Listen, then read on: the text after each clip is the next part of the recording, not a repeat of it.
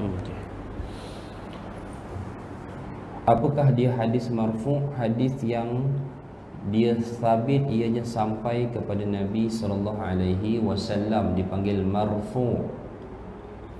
Ada satu hadis lain dipanggil mauquf.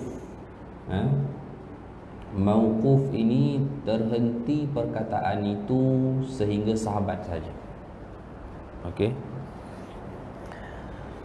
Ada hadis yang jalur periwayatannya yang sampai kepada Nabi dhaif, tetapi jalur lain yang hanya terhenti, hadis yang sama tapi jalur periwayatan lain yang terhenti sekadar sahabat sahih. Ini berat sikit lah. Okey. Baik, ni kita nak sentuh sikit lah. Hadis ini boleh jadi marfu', boleh jadi mauquf. Marfu' sandarannya kepada Nabi, mauquf sandarannya kepada sahabat. Okey. Baik. Jadi kalau dia mauquf, maknanya dia perkataan sahabat. Kalau dia sebut hadis mauquf, hadis yang terhenti dari segi terjemahan, maknanya sandarannya adalah sahabat, bukan Rasulullah. Tetapi boleh sahaja sesuatu hadis yang sandarannya sampai kepada sahabat sahaja, tetapi pada hakikatnya dia dimarfu'kan oleh para ulama, maknanya dia diangkat perkataan itu kepada para ulama. Contoh, Abu Hurairah berdoa kepada Allah dalam satu doanya, semoga ia tidak dihidupkan pada tahun yang ke-60. Doa ni mauquf ke marfu'?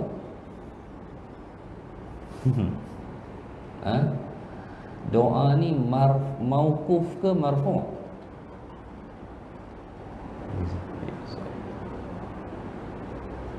Mana satu? Tuan-tuan pakai mas ni cakap tak nampak. Marfu' ke mauquf? Mauquf. Sebab doa siapa? Abu Hurairah. Tetapi para ulama memarfu'kan doa itu. Apa maksudnya? Menyatakan walaupun dalam teks itu adalah doa Abu Hurairah, tetapi Abu Hurairah dapatkan doa itu daripada Rasulullah SAW, sebab ia berkaitan dengan perkara gaib, di mana pada tahun yang ke-60 ini naiknya seorang khalifah buat pertama kali dalam Islam, yang mana ia tidak disepakati oleh seluruh kaum muslimin, iaitu Yazid bin Muawiyah. Dan dia naik itu, dia banyaklah dia punya cerita, kontroversi dia panjang lah. Okey, kontroversi dia panjang. Okey. Sebab dalam riwayat Al-Bukhari, Nabi SAW sebutkan tentang bagaimana dunia ini, urusan agama ini tetap akan terus wujud, maksudnya tidak akan berlaku kiamat, sehinggalah munculnya 12 orang khalifah, kulluhum min Quraisy, kesemuanya daripada Quraisy, yajtami'un nasu alaihim, yang mana seluruh manusia ini sepakat mengiktiraf mereka. Nabi kata ada 12 orang je. Okey. Baik. Kalau kita nak lihat ini, kita hanya boleh lihat Khulafa Ar-Rasyidin dan Bani Umayyah sahaja. Sebab runtuh Umayyah ini bila munculnya khilafah kedua Abbasiyah, kaum muslimin tidak sepakat semua kerana ada wilayah-wilayah yang membentuk wilayah sendiri. Ya, dia tak duduk dalam Abbasiyah. 12 orang ini kalau kita tengok, ada tak? Setakat hari ini dia ada 11 orang sahaja. Okey, dia ada 11 orang. 4 daripadanya Khulafa Ar-Rasyidin, Abu Bakar, Umar, Uthman dan Ali. Kemudian yang kelima Muawiyah bin Abi Sufyan. 5. Anak dia tak masuk. Yazid bin Muawiyah tak masuk sebab ada kaum muslimin yang tidak menerima dia. Okey. Antaranya Abdullah bin Zubair, sahabat, tak terima dia. Okey. Kemudian pergi kepada dah 5 dah. Dah 5 masuk Muawiyah bin Abi Sufyan. 6 Marwan ibn Abdul Malik. Marwan bin Abdul Malik 6. 7 Marwan ibn Hakam 6. Kemudian 7 anak dia Abdul Malik ibn Marwan 7. Okey. 8 Sulaiman bin Abdul Malik 8. Okey. 8 Sulaiman bin Abdul Malik.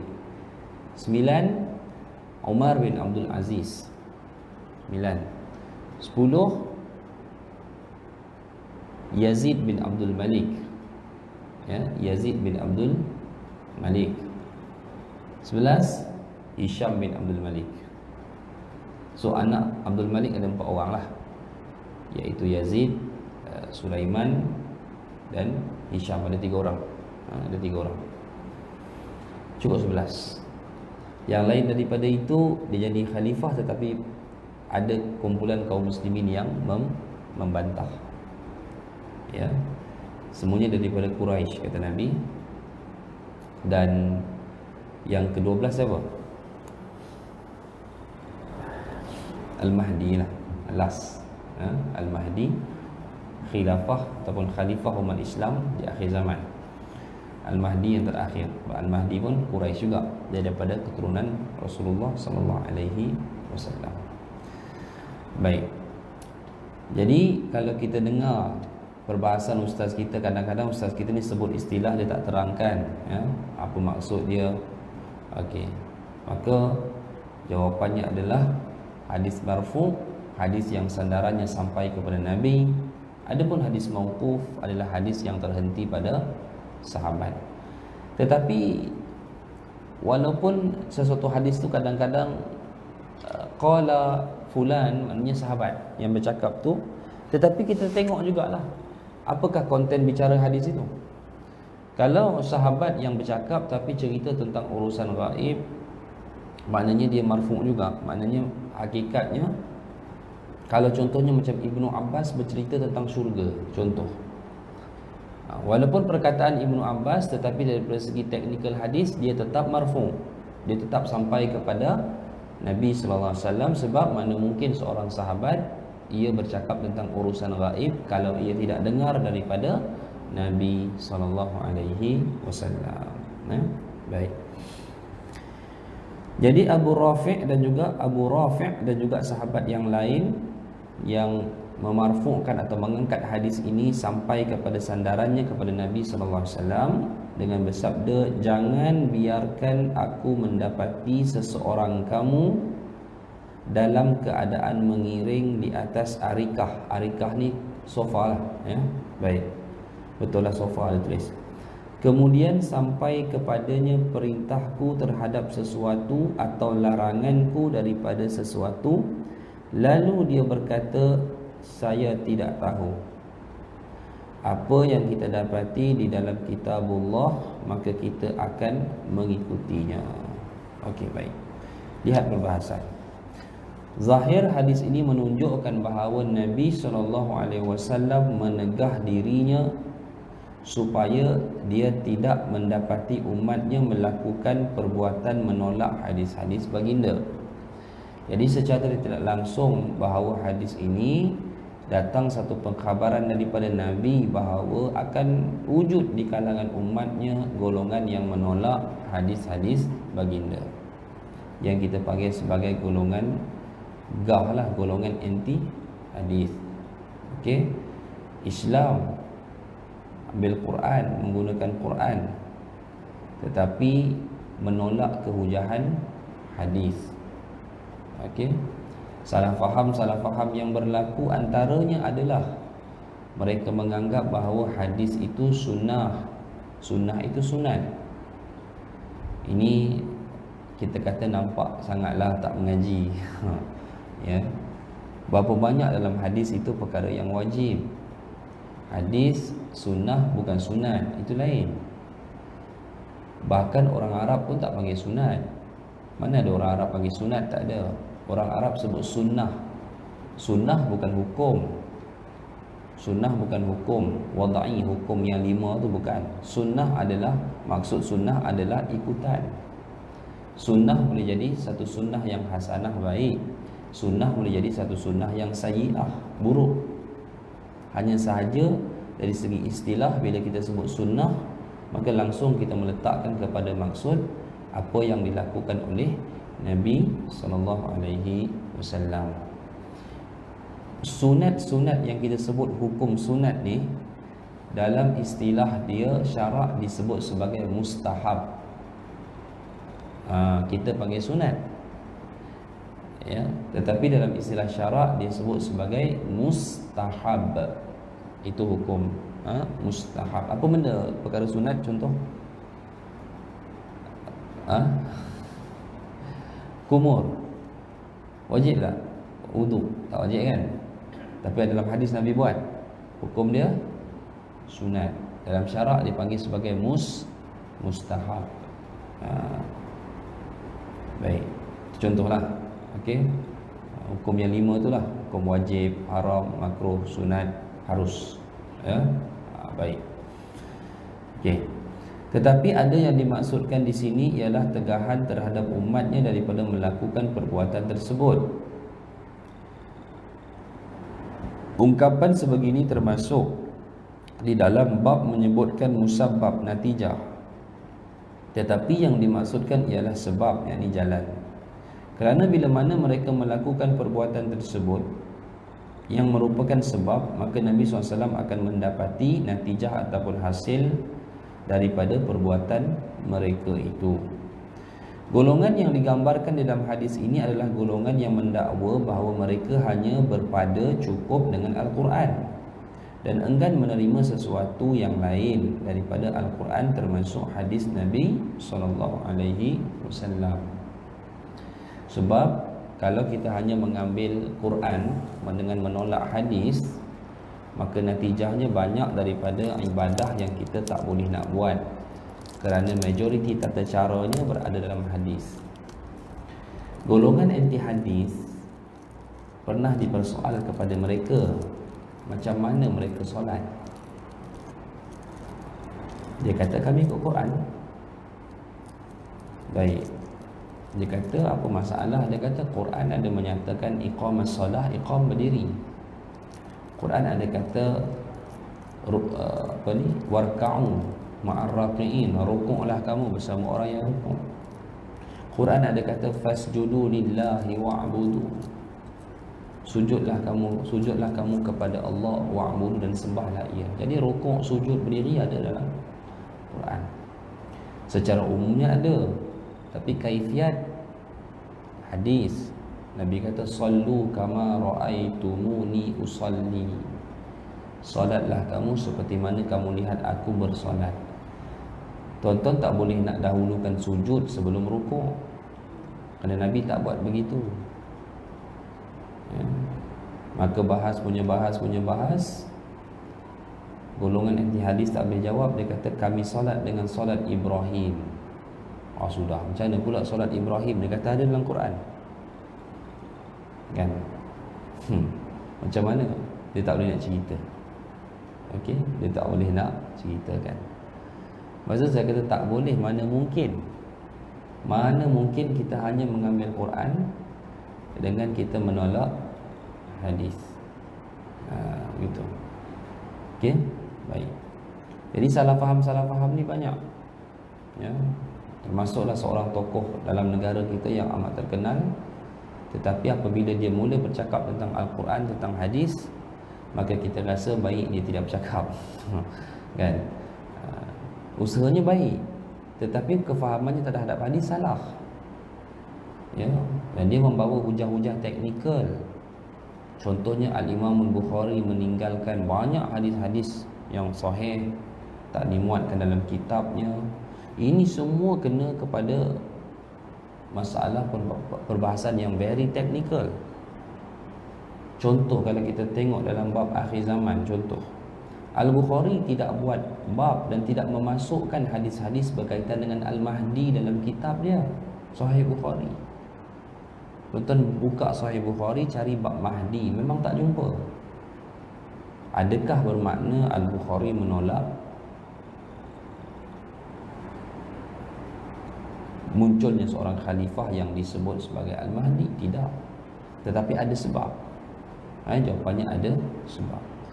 Jadi perbahasan itu very technical, sangat technical, dan perlu kepada kefahaman yang jelas. Jika tidak, tempanglah Islamnya. Bukan kita kata Quran itu tidak lengkap, bukan. Tetapi hadis adalah mubayyinun lil Quran, penjelasan kepada Al-Quran. Itulah hadis. Baik. Golongan yang digambarkan dalam hadis ini adalah golongan yang mendakwa bahawa mereka hanya berpada dengan Al-Quran dan enggan menerima sesuatu yang lain daripada Al-Quran, termasuk hadis Nabi SAW. Mereka digambarkan sebagai orang yang sombong dengan menggiring di atas sofa ketika disampaikan hadis Nabi SAW tanpa memberikan perhatian kepada apa yang disampaikan. Di samping itu ia juga menggambarkan sebagai orang yang enggan menuntut ilmu serta tidak mengambil berat urusan agama dengan sikap tersebut. Ya. Mereka sebenarnya menolak Al-Quran kerana penolakan terhadap hadis Nabi SAW pada hakikatnya adalah penolakan terhadap Quran. Kenapa orang yang tolak hadis dia dikira menolak Al-Quran? Baik, kerana banyak ayat-ayat dalam Al-Quran yang kita dapati ayat itu memberikan arahan supaya kita mengikuti Rasulullah. Ayat Quran yang datang tetapi suruh kita beri perhatian kepada sunnah ataupun hadis. Yang hari ini wujud perkataan itu, perkataan Jordan ini hanya wujud selepas Perang Dunia Dua kan lebih kurang. Penubuhan negara Transjordan lebih kurang 1940 lebih masa tu wujud nama tu. Tapi Nabi dah sebut dulu. Ikut disiplin kita tak sahihkan hadis, tetapi sahihul makna. Makna dia sahih. Begitu. Okey? Baik. Kedua, wa ma ataakumur rasulu fakhudhuhu wa ma nahakum anhu wa ma nahakum anhu fantahu. Boleh tak habis terjemah?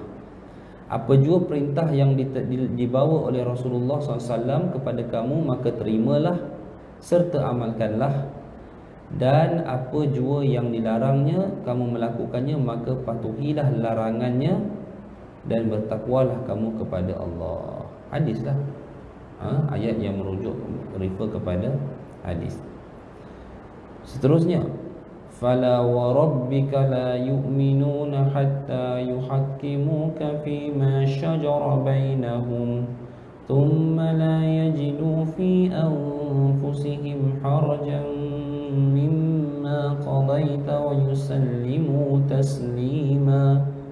Maka demi Tuhanmu wahai Muhammad, mereka tidak disifatkan beriman sehingga mereka menjadikan engkau hakim dalam mana-mana perselisihan yang timbul di antara mereka. Jadikan Rasulullah sebagai hakim. Okey. Kemudian mereka pula tidak merasa di hati mereka sesuatu keberatan dari apa yang telah engkau hukumkan, dan mereka menerima keputusan itu dengan sepenuhnya. Zaman Nabi SAW, Rasulullah itu hakim lah semasa Rasulullah hidup. Apa sahaja kes-kes yang dibawa kepada Rasulullah, Rasulullah akan adili dengan baik. Sampai perselisihan dalam kalangan bukan Bani Israel, Yahudi di Madinah itu bawa kepada Nabi. Nabi beri pilihan, nak ikut kitab mana? Nak ikut kami ke nak ikut kamu? Mana satu? Baik. Sebab apa? Sebab sebahagian hukum hakam dalam Taurat, ya, ada yang menyamai hukum hakam dalam Islam. Ada. Sebab itu kalau kita tengok golongan Bani Israel, Yahudi, ya, Bani Israel, antara sebab datang kemurkaan Allah ke atas mereka, banyaklah yang mereka buat ni, banyak.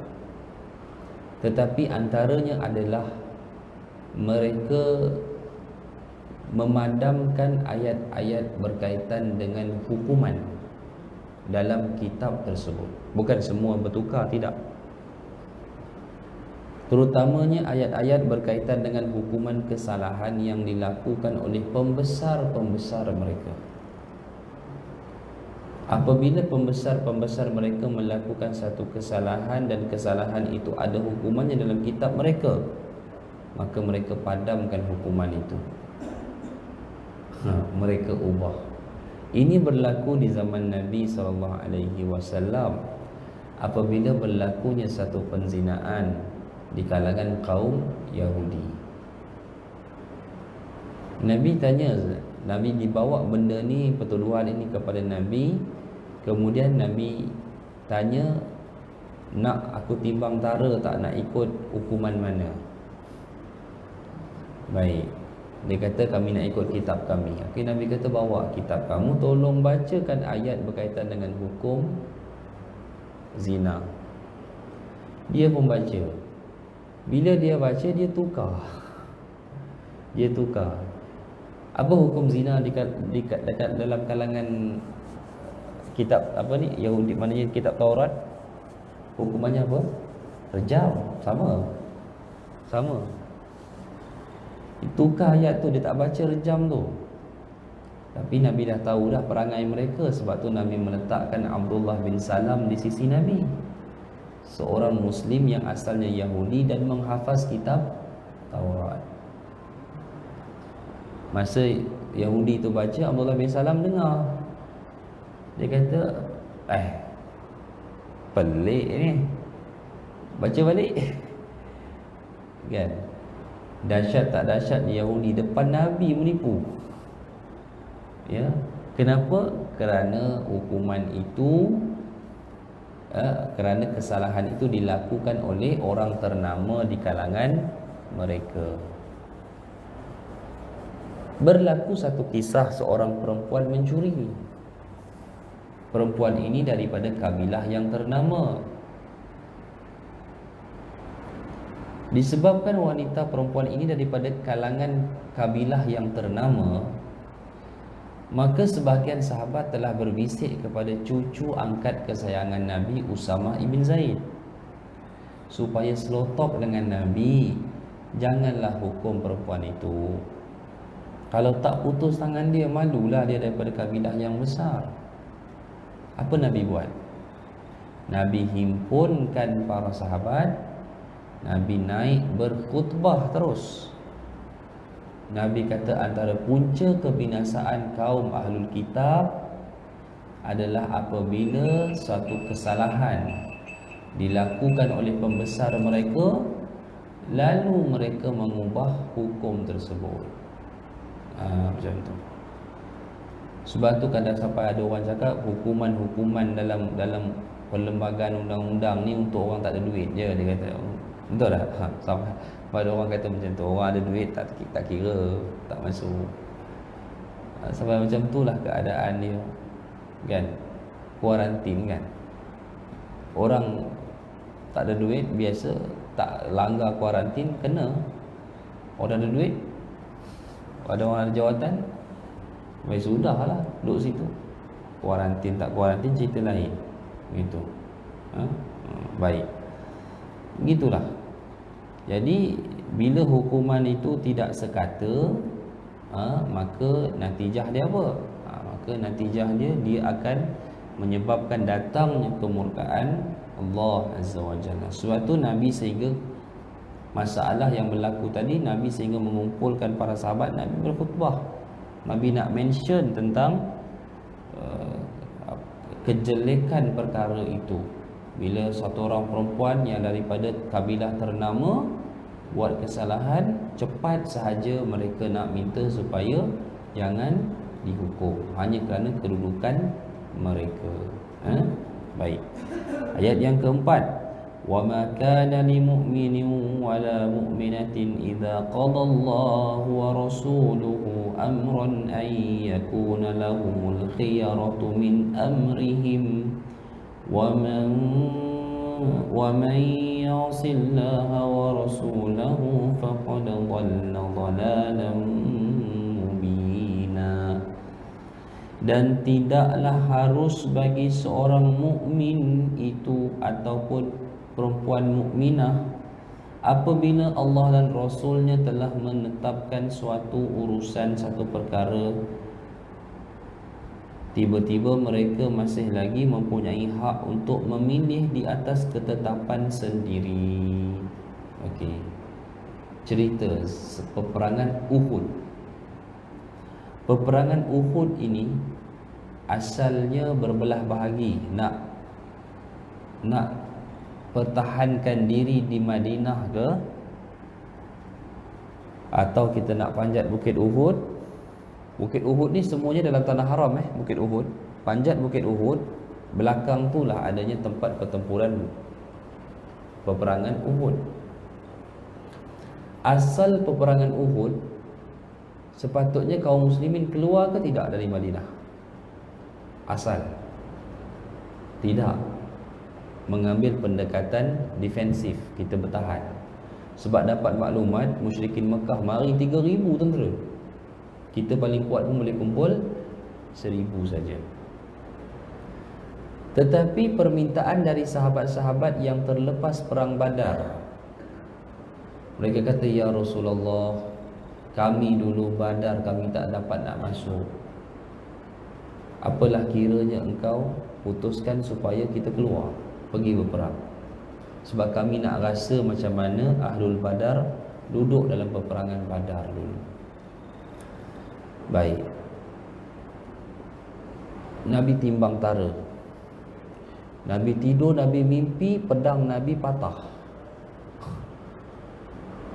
Oh, jangan main ni, Uhud ni, pedang Nabi patah. Nabi tak sedap hati. Tetapi akhirnya Nabi pakai baju besi, Nabi bawa pedang, ya, dan Nabi memutuskan kita keluar dari Madinah, sekat kaum musyrikin seperti mana kita sekat mereka dalam Badar dulu. Baik. Ada sahabat bantah. Apabila Nabi ceritakan kepada para sahabat, aku mimpi pedang aku patah. Ada sahabat bantah. Sahabat kata, ya Rasulullah, baik kita jangan keluar ni kalau macam ni. Alamat dia kurang cantik lah. Okey. Dan Nabi menyatakan bahawa tidak mungkinlah bagi umat ini apabila seorang Rasul telah memutuskan sesuatu perkara, maka umat ini masih punya pilihan lagi.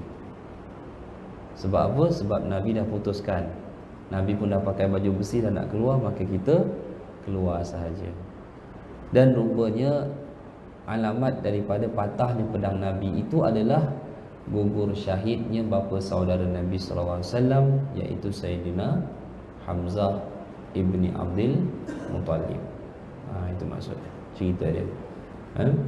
Baik.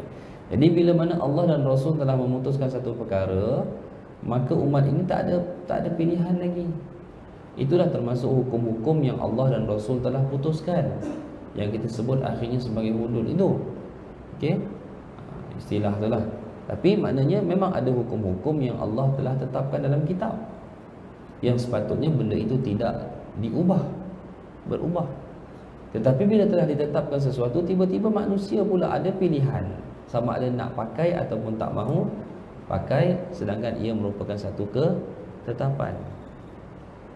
Sebab tu Nabi SAW dalam satu hadis riwayat Al-Baihaqi, ya, ikatan agama ni dia akan terurai satu ikatan, satu demi satu ikatan. Yang pertama akan terhurai adalah hukum, dan yang terakhir adalah salat. Apa maksud dia? Ketetapan.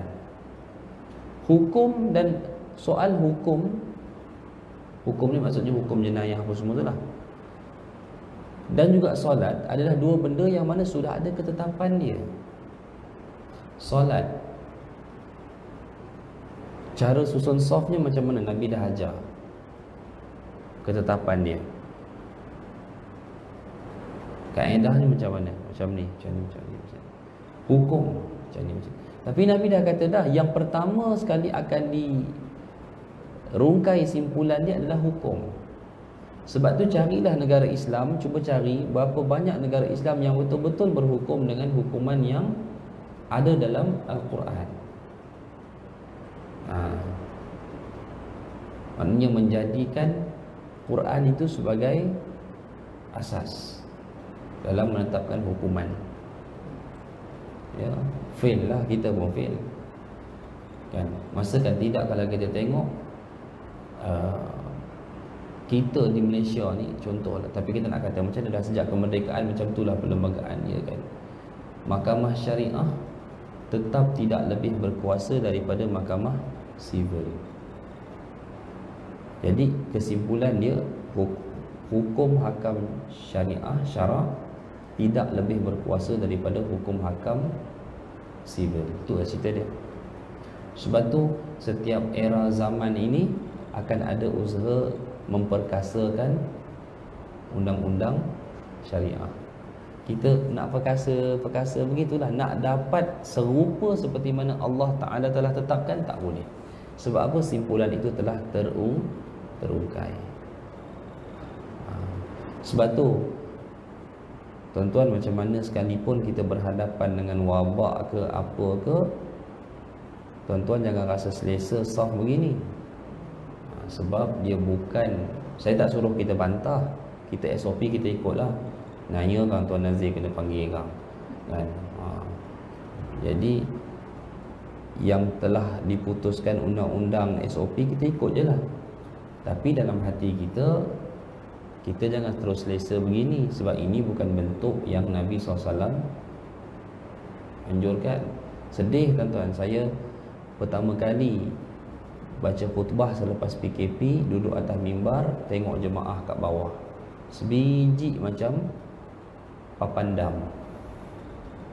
Iya, hati saya sayu, rasa nak menangis. Duduk atas mimbar, duduk tengok, dengan jarak begitu, dengan lopong macam tu, berapa ramai dekat luar tak dapat solat Jumaat. Tapi nak kata macam mana, itulah SOP je. Kita patuh je lah, bukan kuasa kita kan. Yalah, memanglah kita kata ada faktor wabak lah apa semua kan. Tapi bukan nak kata apalah tuan-tuan, tapi saya sejak lepas PKP ni berapa kali dah main bola. Main bola ni kena penjarakan fizikal main bola. Oh, seronok macam tu. Bawa bola seorang, orang tak boleh masuk, tak bayar berebut. Orang kata kenderaan awam rapat kan. Apa lagi?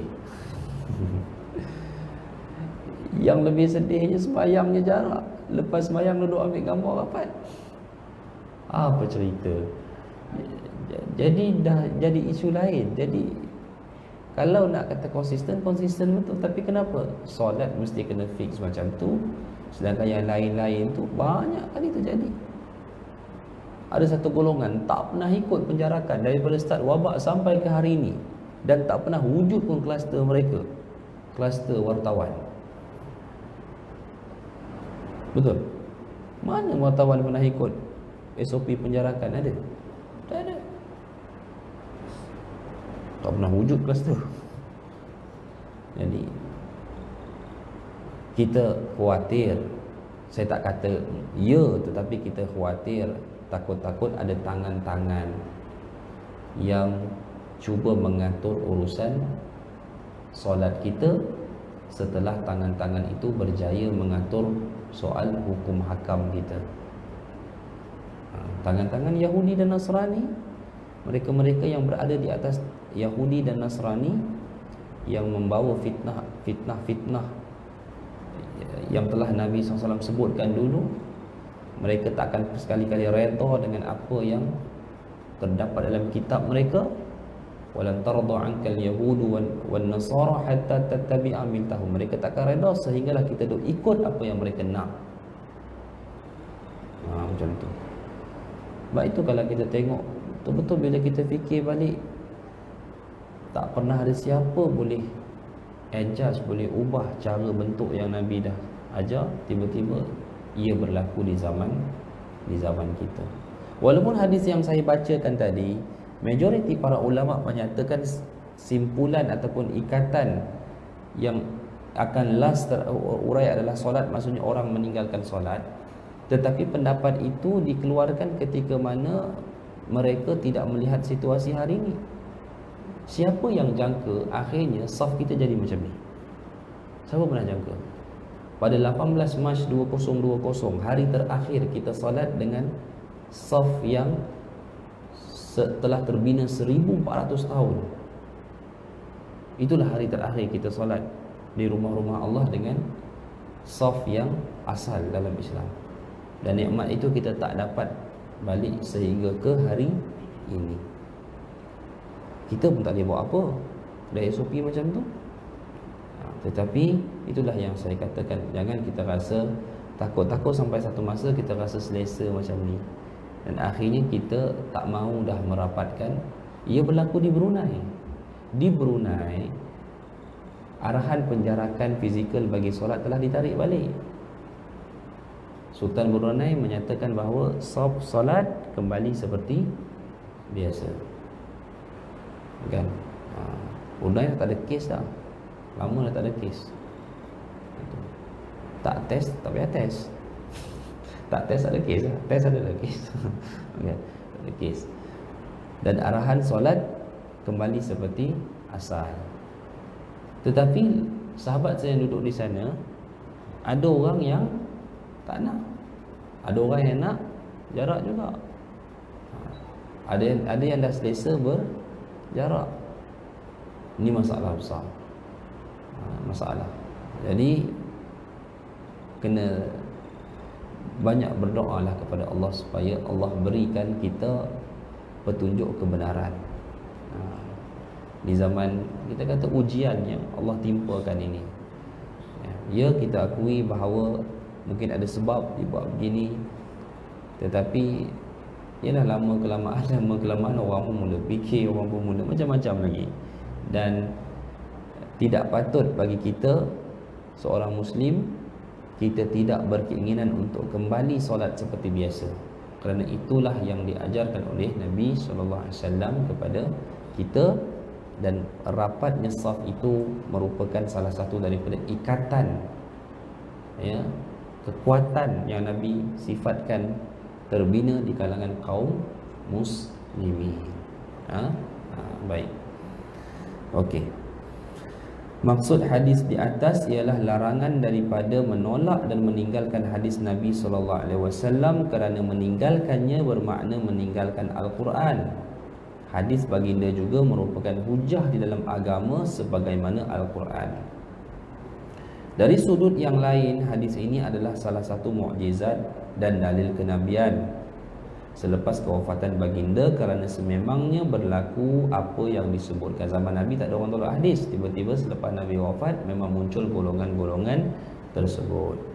Oleh kerana itu, Al-Imam Baihaqi memasukkan hadis ini dalam kitabnya Dalailun Nubuwah, iaitu bukti-bukti kenabian, iaitu apa yang Nabi SAW sebut tak berlaku di zaman baginda tetapi berlaku di zaman selepas daripada kewafatan baginda Rasulullah, sebagai salah satu daripada tanda bukti yang Nabi benar-benar seorang utusan Allah Azza wa Jalla. Wallahu a'lam. Insya-Allah. Baik. Ada soalan?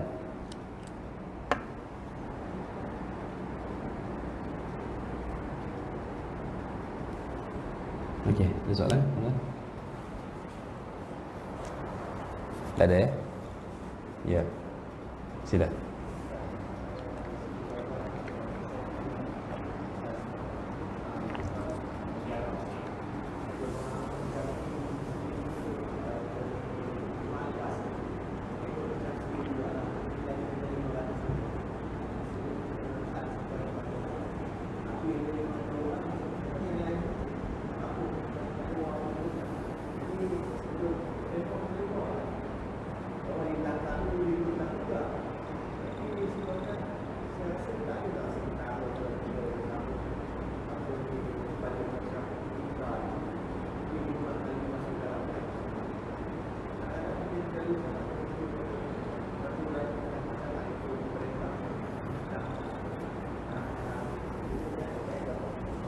Dia beginilah, dia pemerintah ni kita wajib taat. Kita nak lawan tu tak salah. Kalau kita lawan tu, kita pun berdosa. Kita pergi bantah apa semua kan. Kalau kita buat balik rapat macam biasa sedangkan pemerintah tak bagi, sebab tanggungan bukan atas kita, itu di atas pemerintah. Cumanya dalam beberapa sudut, bagi saya lah ya, janganlah kita strict sangat. Ada tempat komat je kunci terus. Saya rasa nak berhenti mengajar tempat tu. Sebab kadang-kadang kita ustaz ni bukan boleh sampai awal, kita datang daripada jauh kadang-kadang. Ada tempat stop kunci terus. Ada tempat luar daripada waktu solat 5 fardu kunci pagar terus. Kita tak mahu masjid hilang fungsi. Saya pergi ke Masjid Besi Putrajaya, Masjid Sultan Mizan. Di luar waktu solat fardu lah. Parking dulu boleh parking bawah, sekarang tak bagi dah. Parking jauh. Jalan saya pergi tu. Pergi sampai masuk dekat lobi dia. Masuk SOP tak apalah, kita faham SOP. Dia buka ruang untuk solat lebih kecil daripada surau Petronas. Dia buka satu ruang Masjid Besi ni. Dia buka satu ruang yang lebih kecil daripada surau Petronas tu, dan ruang itu berada di hadapan salah satu kandas untuk kita solat. Sebesar-besar masjid. Memang saya pun angin juga pada masa tu. Dia buka ruang dewan tu tapi masa solat fardu jemaah saja.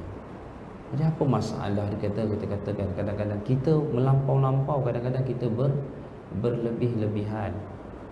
Saya tak suruh lawan, tetapi sebagai rakyat kita boleh suarakan, bukan untuk lawan. Kurang-kurang suara kita ini pemerintah dengar dan pemerintah boleh buat kajian semula benda-benda ni kan. Jadi kita timbang tabaklah, sebab tu kalau ialah kita tuan-tuan jaga kawasan dalam masjid je lah. Tuan-tuan tengok orang nak solat dekat luar tak apa, itu bukan kawasan kita dah. Kod dia lah nak solat pun kan. Tak payah kita sangat lah. Sebab kita nak kata macam ni, selagi saf tidak kembali rapat, selagi itu solat Jumaat tak akan kembali seperti sedia kala. Selagi dia tidak rapat, selagi itulah akan ada orang-orang yang akan tercicir daripada solat Jumaat. Itu nak buat macam mana? Jadi tanggungjawab kita ikut arahan Jabatan Agama, ikut SOP hak dalam masjid, kita jagalah. Kita kawal lah dalam kawasan pagar masjid. Dah sampai luar masjid, dah kata masjid bukan kawasan kita lagi. Dah orang nak mentang bawah pokok, takkan nak halau suruh balik. Kod dia lah nak buat macam mana kan. Jadi cuma satu, kita kata alhamdulillah orang masih berkeinginan nak solat Jumaat. Kita kena fikir juga ni, lah ni berapa ramai orang dah tak fikir dah lantak je nak solat Jumaat ke tak. Ramai kan. Lalu duduk di ofis, pakat tak keluar lah. Ya, itu yang betul-betul al-jihadu fi sabilillah je lah tu, yang beratur panjang tengah panas nak masuk masjid tu. Hal lain dia tak fikir, tak ada dah kan. Qusadakallah ialah kan, Jumaat aku 4 rakaat ni. Macam mana?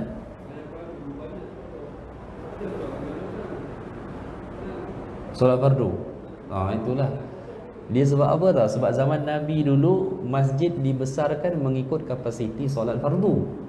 Zaman kita masjid dibesarkan mengikut kapasiti solat Jumaat.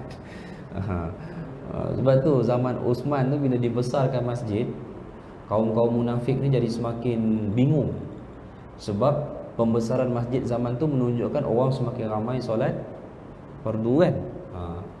Zaman kita dah, kalau zaman kita masjid ikut kapasiti solat fardu, besar ruang parking daripada masjid. Kan? Tapi itulah satu isu juga, satu perkara jugalah yang kita. Sebab tu saya kat mana-mana saya pesan, kalau sempat peluang Jumaat, saya tahu Jumaat ni ramai, saya kata ya, sebahagian orang resah, renyah dengan SOP. Tapi andai kata satu masa ditarik semua dan kita kembali normal, jangan hanya fikir solat Jumaat, tetapi hidupkan solat-solat fardu. Ya, itu kita dah rasa dah macam mana ujian Allah tarik, kan? Satu masa, ada satu masa nanti bila kembali, saya yakin dia akan kembali normal. Fitnah akan terangkat. Itu saya yakin. Ya. Cuma tunggu masa je lah. Tunggu masa, kan? Tapi tunggulah. Sebab kita macam dengar ucapan WHO, dia cakap apa? Kita takkan kembali kepada norma asal. Apa sebenarnya yang dia nak maksudkan? Ini kenyataan rasmi daripada ketua pengarah dia, si Tedros tu, Dr. Tedros tu. Kan? Saya terus terang dengan anda semua bahawa kita tidak akan kembali kepada norma asal. Apa maksud, apa yang dia nak? Kalau tak kembali kepada norma asal, macam mana urusan solat kita? Dan itu sebabnya akhirnya solat kita ni betul-betul urusannya di atas urusan pemerintah kita, kerana urusan agama adalah urusan pemerintah kita. Dan kita doakan supaya pemerintah kita akan buat keputusan yang terbaik, ya, yang akhirnya kembali menghidupkan sunnah Nabi sallallahu alaihi wasallam. Itulah. Okey. Wallahu a'lam, insya-Allah. Baik, apa pun sekadar arahan yang dikeluarkan, patuh, kita kena patuh. Jangan kita buat kepala sendiri, itu pun tak betul juga. Tapi kalau kita maknanya ada cadangan lebih baik, ada yang kita tak setuju, kita suarakan dengan saluran dia, kita suarakan dengan betul. Kami berbincang, alhamdulillah ada salah seorang daripada rakan saya ahli majlis fatwa di 2 buah negeri, dan kami bincang-bincang di luar, dan alhamdulillah hasil perbincangan itu kan baru ni berlaku muzakarah fatwa kan. Dan dia telah bawa isu ni ke dalam mesyuarat majlis fatwa, dan bila dia mula menyuarakan, rupanya dalam ahli majlis tu semua, dia kata hampir semua menyatakan keresahan yang sama tentang masalah saf, tapi tak ada seorang pun yang berani untuk mula menyuarakan. Itulah. Wallahu a'lam. Jadi insya-Allah lah, semoga ada kebaikan dan sinarnya untuk kita kembali menghidupkan sunnah ini. Wallahu a'lam, insya-Allah. Jadi saya mohon maaf atas segala kekurangan, insya-Allah, dan kita bertemu lagi insya-Allah pada minggu hadapan untuk hadis yang berikutnya. Semoga Allah merahmati usaha kita. Aqulu qawli hadza wa astaghfirullah. Assalamualaikum warahmatullahi wabarakatuh.